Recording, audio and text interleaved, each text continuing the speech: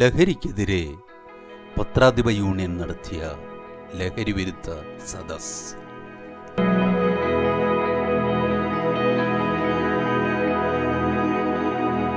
Pettah circle inspector Sri K Premkumar ലഹരി വിരുദ്ധ സദസ് ഉദ്ഘാടനം നിർവഹിച്ചു. Union vice president Chenthi Anil, union secretary Aluvala Ajith എന്നിവർ സദസ്സിന് നേതൃത്വം നൽകി. ലഹരി വിരുദ്ധ സദസ്സിന് മുന്നോടിയായി ചാക്ക ഒയ്യമ്മയിൽ നിന്നും ആരംഭിച്ച പ്രചരണ ജാഥ ചാക്ക ഗുരുമന്ദിരത്തിൽ സമാപിച്ചു.